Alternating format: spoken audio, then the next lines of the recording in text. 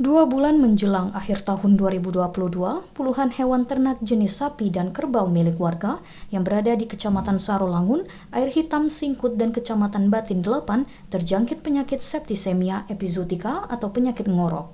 Sekretaris Dinas Peternakan dan Perikanan Pemerintah Kabupaten Sarolangun, Asnawi, mengatakan penyakit ngorok ini sudah terjadi dalam 2 bulan terakhir. Namun dengan adanya faktor cuaca ekstrim menyebabkan hewan ternak menjadi stres sehingga penyakit ngorok ini menular ke hewan ternak.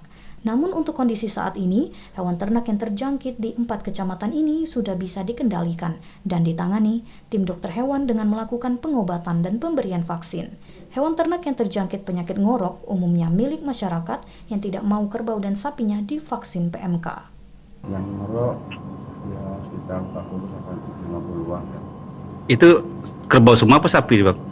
Kerbau dan sapi. Tapi yang mati artinya tuh tidak disembelih kan, itu hanya beberapa ekor lah, paling 3-4 ekor, paling 5 ekor lah. Itu dari mana, Bang, yang terjangkit ngorok ini, Bang? Itu di Pulau Pinang, masih di dalam kota Palu. Itu yang pertama kan, kita ketahuan. Kemudian di Batin 8, ada juga di Singkut dan Air Hitam. Hewan ternak yang dinyatakan dan terindikasi penyakit ngorok menunjukkan gejala klinis adanya peningkatan suhu tubuh dan menyebabkan hewan lemah sehingga lebih banyak berbaring. Selain itu, adanya peningkatan denyut jantung yang ditandai timbulnya leleran. Edi Kusnadi, TVRI Jambi melaporkan.